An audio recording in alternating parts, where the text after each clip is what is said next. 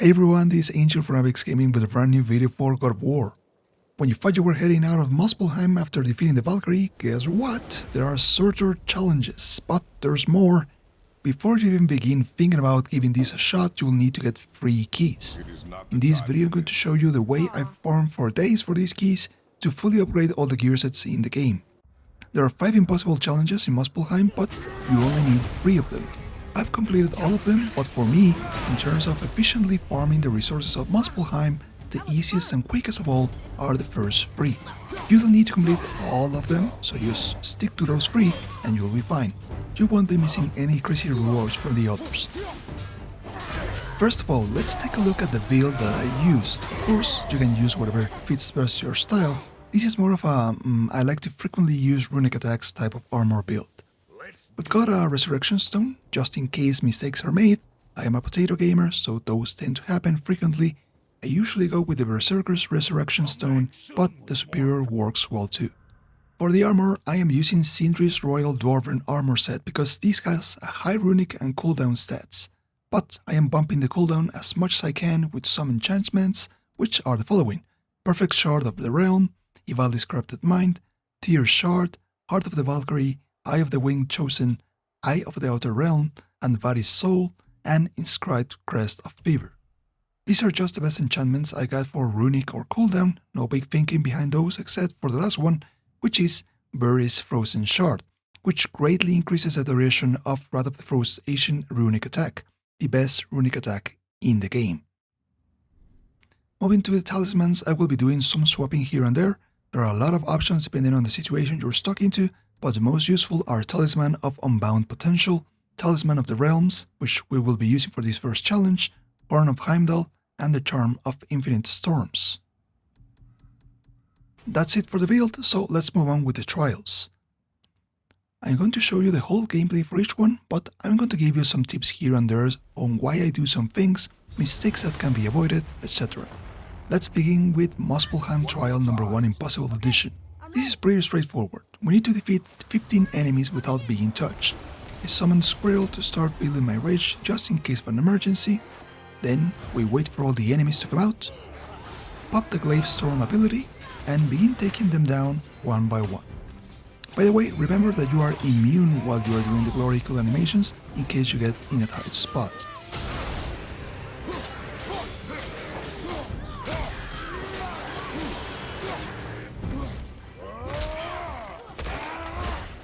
The Wrath of the Frost Ancient is an absolute destroyer that will help you with any enemies except travelers, and without an enchantment that we equipped, you can easily take down 1 to 3 enemies with one single pop. We got rid of the Dragger and we are down to 10 enemies. Now stay put and wait for the Wolver to come out. No mercy with these guys, use runic abilities and change the Atreus arrows to the blue ones to weaken them faster. If you have any available Dragger for glory kill, pick them and rotate them during the glory kill so you can point the explosion towards any of their enemies and apply a burning effect. Remember to be aware of your surroundings, especially when focusing on one enemy, so you can easily dodge any incoming attacks. And if you're feeling uneasy, just take a breather and use your axe to attack in the distance.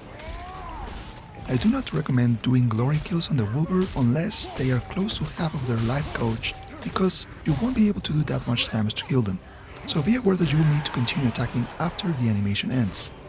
The enemy count is down to 7, there will be 4 more Dragger, Glaive Storm again for a quick knockout, and we finish them off quickly with other attacks. But don't use the Wrath of the Frost Ancient attack, because we will need that one for the last wave.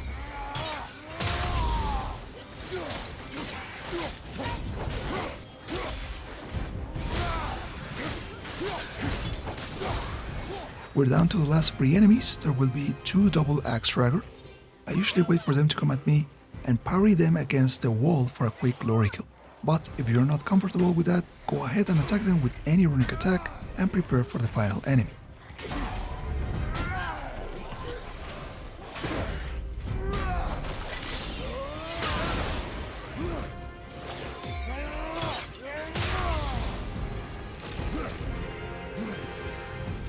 Time to take some distance. Keep an eye on the door and your finger on the shield button in case the Soul Devourer uses his laser beam for you to block it, and wait for his attack.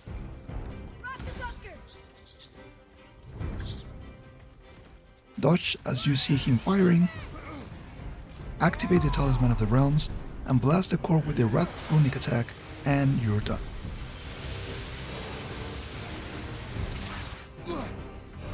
Time to collect the rewards and move to the impossible challenge number 2.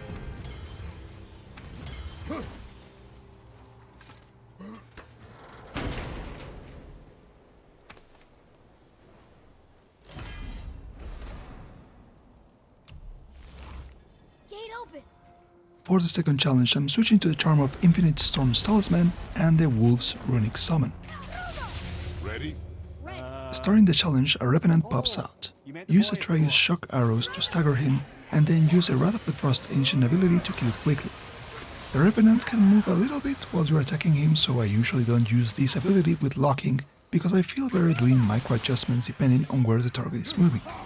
With the Revenant done, we wait for more enemies to appear, then do a Glaive Storm, knock them over, and then perform Charm of Infinite Storms to avoid getting hugged, and we start attacking the rest of them with the other runic abilities or drawing them near the lava pool for you to drown them there. By the time you finish with all the enemies, you should be around the 3-minute mark, and that is more than enough time for the rest of the wait.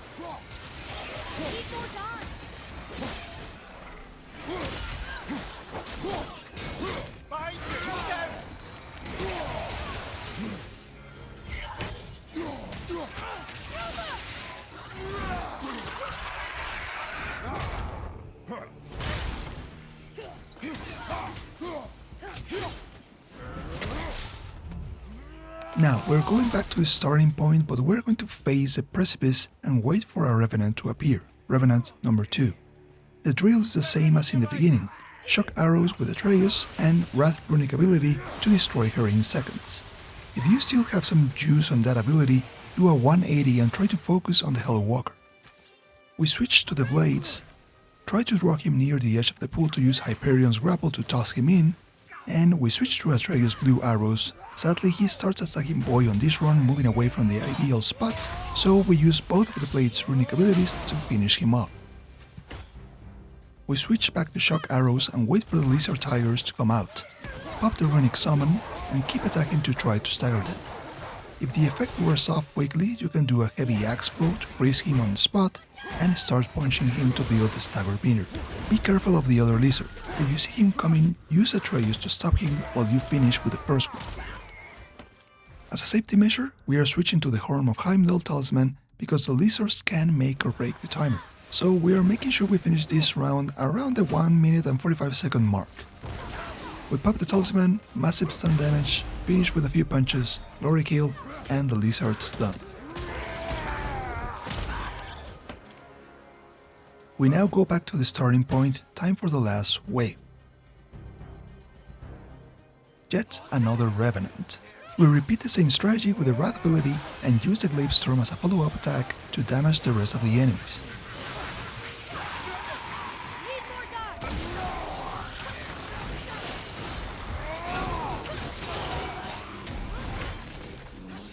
Now, I pop here the Spartan Rage to use a jumping attack here, but you can use any other runic abilities you want, just try to focus on the heavy Hellwalker.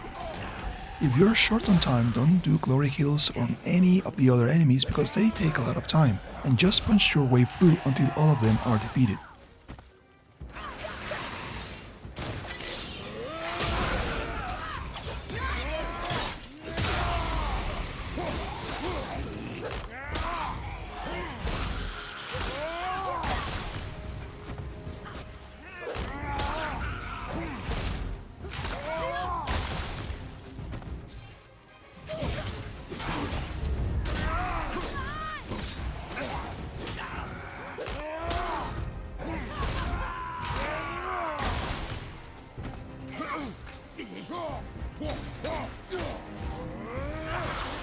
That's it.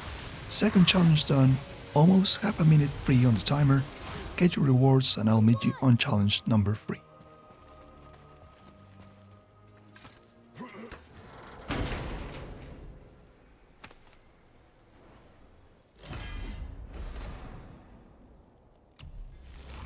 I see the way up. Final challenge on the farm routine. Here we are going to do a slight change on our build. I'm sticking with the Horn of Heimdall talisman to push enemies inside the ring and do heavy stun damage. If you don't have it, don't worry, this is not a terribly necessary, but we are not going to rely on this thing to complete the challenge, it is just a nice bonus. For the runic abilities, we are keeping the Wrath of the Frost Ancient to deal with the monkey, and change the Glaive Storm for the Frost Giant's Frenzy on the heavy for some nice AoE damage. For the blades, we changed Blast of Festus to Nemean Crush for some nice damage, and Hyperion Grapple or Fire of Ares to push enemies into the circles. In this third challenge, we need to kill enemies while they are inside the gold rings. We've done this before in one of the previous challenges. The ring placements are exactly the same, but there are a couple of changes, mostly the order in which the rings appear and the enemies on each wave. Let's start with wave number 1 and make your way right here on this small corner. We're going to wait here until all the enemies come out, blocking or parrying anyone that comes near, so we can keep them inside the circle, and when the time is right, pop the Frost Giant's Frenzy and keep smashing the R2 button for consecutive hits with the X.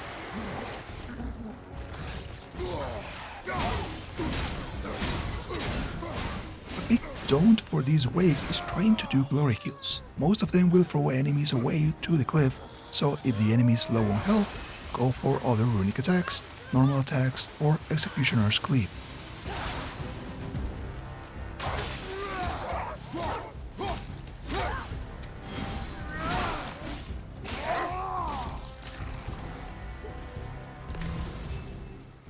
If you see some enemies with low health near the circle, you can use the talisman to push them inside, but beware of using it near the edge or they will fall down.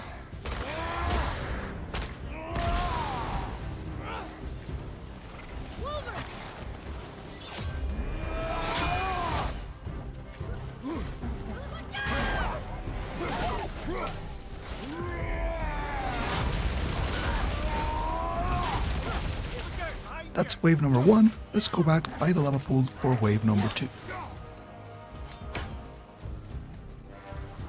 More to the right. Wait for the 2 initial dragger to come out and then use our Boar Stampede to stagger them quickly for a glory kill. Remember to rotate towards the center of the circle to avoid smashing it outside and losing that kill. If you get those 2 quick enough, you'll have only 3 kills left, but sometimes the heavy draggers come out too quickly and they mess things up. This is a wave where you need to be very patient because the enemies are all over the place and sometimes Boy will distract them, so be patient, there is enough time. You can try to combine the Horn of Heimdall with Atreus arrows or the nearby wall for more glory kill opportunities, but the easiest thing is to wait for the enemies to attack just outside the circle so your attacks push them back inside. Heavy drivers are very resilient, so use the Wrath ability to knock them down fast, and for the rest of the enemies, use your runic attacks calculating how much they can be pushed inside the circle so you can get more kills faster.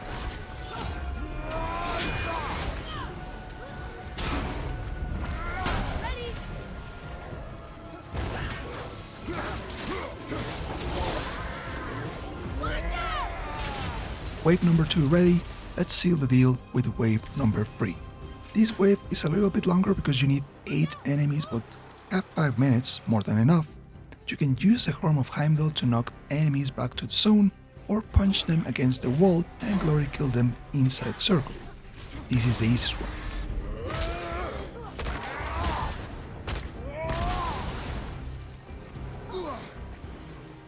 The only complicated element of this wave is the ape, that will appear every once in a while near the cliff.